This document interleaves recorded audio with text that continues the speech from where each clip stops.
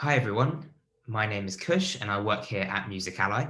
And today I'm going to be talking to you about gaming and music and some of the new opportunities for artists and labels.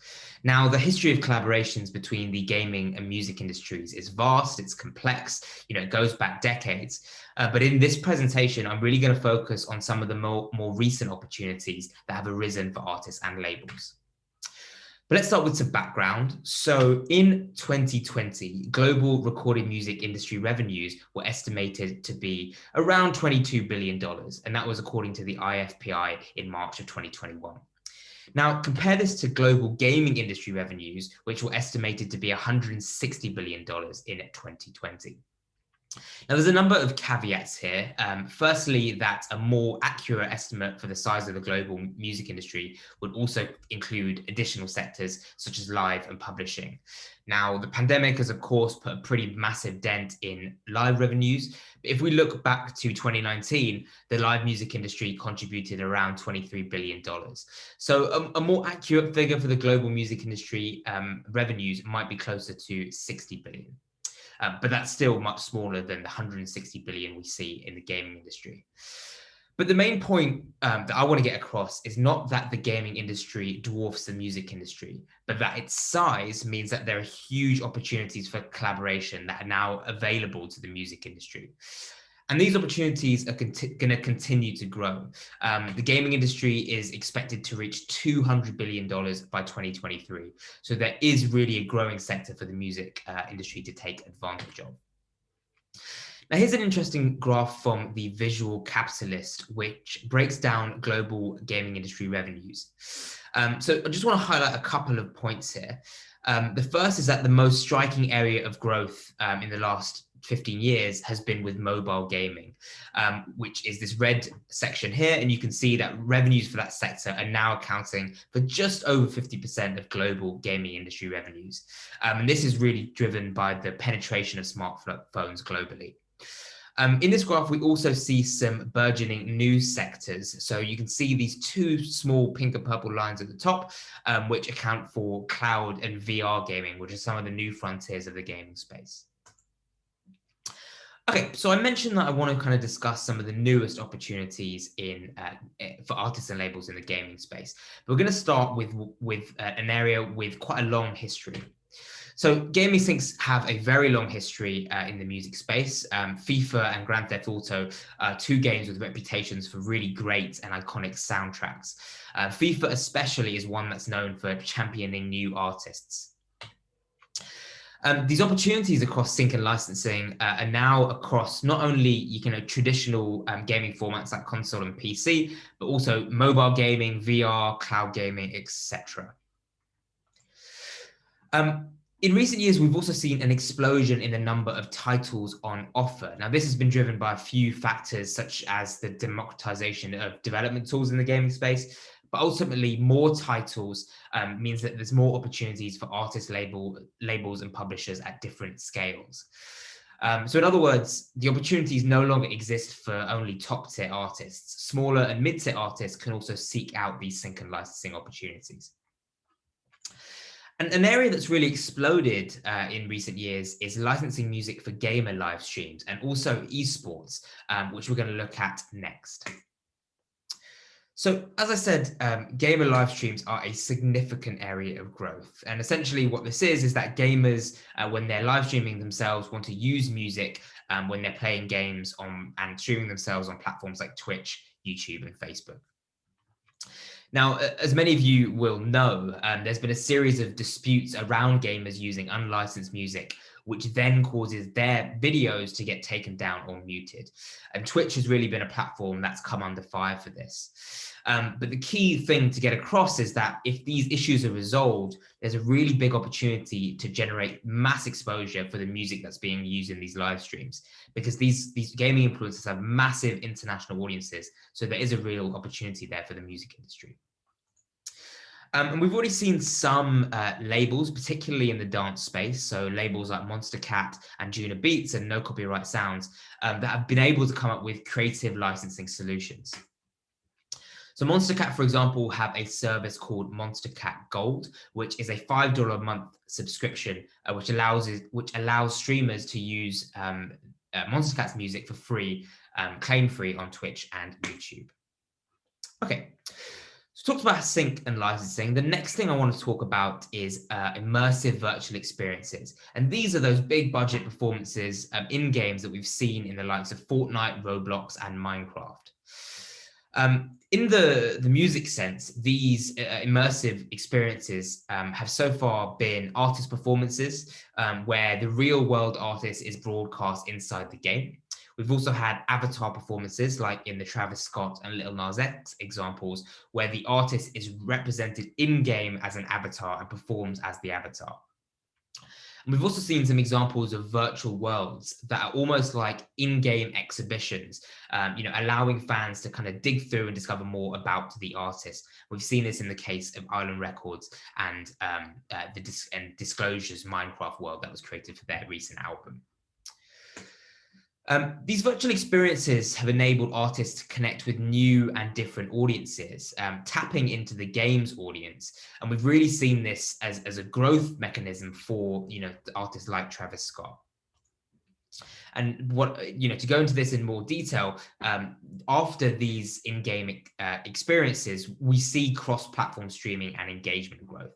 So to give you just a quick example of this, during Travis Scott's performance in Fortnite, a new song was premiered, a song called The Scotts, and that track subsequently went to #1 in the US. So we're seeing direct correlation between one of these artist performances and really solid streaming and engagement growth. Yeah, and we're seeing companies pop up that are helping artists to develop these experiences as well. The likes of Melon Development and Blockworks are working directly with labels to develop these kinds of experiences. Now, at the moment, the top tier artist experiences, looking at Marshmello and Travis Scott and Lil Nas X, are very expensive to put on. Often costing, tens of thousands of dollars. But there are now growing opportunities for smaller artists with lower budgets. And we're also seeing kind of brand sponsorships getting involved as a way of actually bringing these experiences to fans. So let's now look at an example of one of these experiences. And this was the Why Don't We launch party, which was a virtual concert event in Roblox in March of 2021. And this event was for the promotion of Why Don't We's sophomore album, The Good Times and the Bad Ones. The event was created by Melon Development, one of those companies I've just mentioned. And they've also put on other experiences like the Ava Max concert or the Zara Larsson concert, both of which were in Roblox. Okay, so to give you an idea of what the event was about, the concert started with this big countdown clock, and there was a virtual world to explore within Roblox. In this world, there was, an in-game scavenger hunt, other mini games, and also the ability to unlock exclusive digital merchandise like a badge if you completed the scavenger hunt. In terms of the actual performance, the band were streamed pre-recorded content into the game, and they performed 4 songs as themselves. So this is an example of a real-world artist performance as opposed to the virtual avatars that we've seen in the Lil Nas X experience, for example.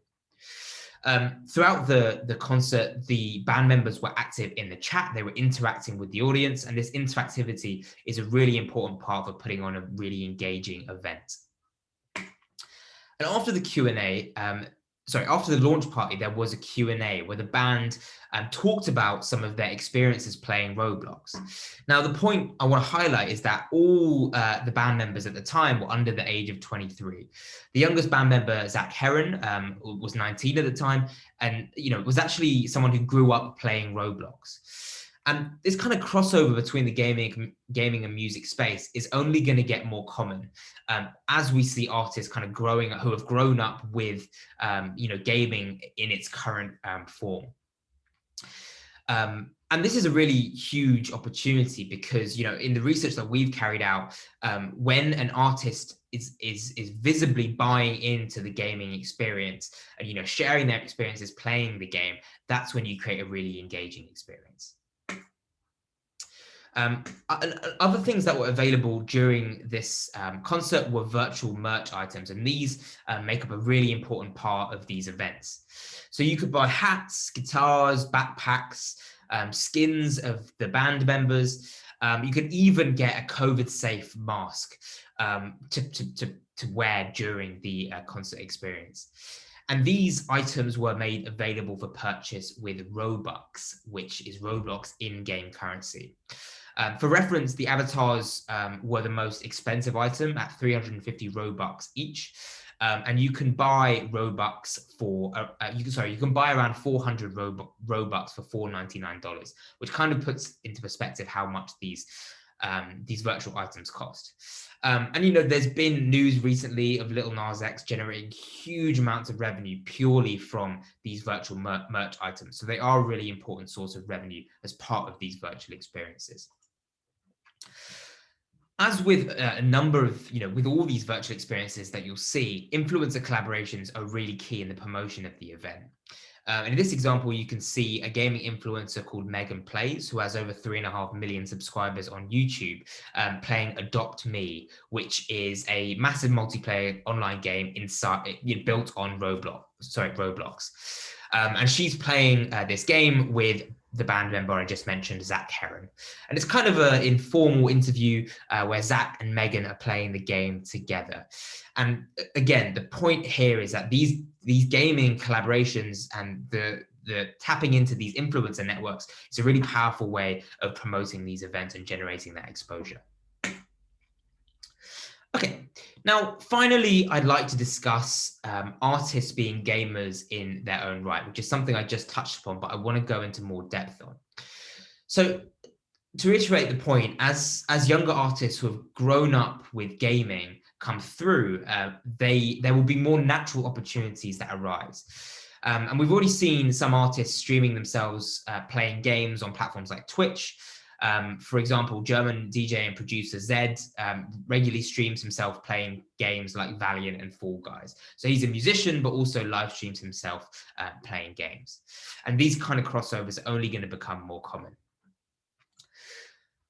As discussed, a good gaming experience is key to their use as a successful marketing channel. So having a gaming experience, which at its core is really exciting, then serves as a useful baseline for that gaming experience to be used as a marketing channel. Artists that really understand the gaming world are therefore going to be able to create better experiences. Another thing that we might see in the future is artists which actually have gaming management alongside music management. An example here is an agency and record label called Off Meta, who are an agency with relationships with major esports tournaments. And one of their first signings was a Canadian artist called Baby No Money. And Baby No Money actually has both artists and gaming management. And artists already have multiple management arrangements already. So they might have a tour manager, a business manager, a talent manager. And we might see a kind of gaming manager be one that we see being more common as part of this mix. And finally, as part of this, streaming services and labels will continue to invest in games. And this will mean ultimately that there are more opportunities for artists who have an existing interest in games to make the best use of these partnerships between the labels and the gaming space. So artists with an interest are going to be able to utilize these opportunities more successfully. Okay, and I want to give you an example of a label that I think is doing a really good job in the gaming space. And this is a Norwegian independent label called 777 Music. They're probably known for their biggest artist is Boy Pablo, and they have a really great history of putting on music and gaming crossover events. So for example, to celebrate Boy Pablo's Spotify singles release, 777 hosted a 6-hour FIFA live stream in which they answered questions and also hosted a FIFA 19 tournament. Not a huge amount of budget that went into it, but again, tapping into these networks of gamers as opposed to just focusing purely on music. They also, 777 also hosted a virtual concert in Minecraft where they had DJ sets from artists who were also present in the game as in-game avatars. And this event was called 777 Club Online Minecraft Edition, and it actually happened in the very early days of the pandemic back in March 2020. More recently, though, they've actually become the first independent label to launch an esports team called 777 Esports. And as part of this, they've signed professional gamers as well as streamers and content creators to join this collective. Now, we've seen a lot of the majors set up kind of gaming focused sub labels in the past, but this differs slightly into what 777 are doing, where 777 has actually launched a dedicated esports team that is actually competing in tournaments.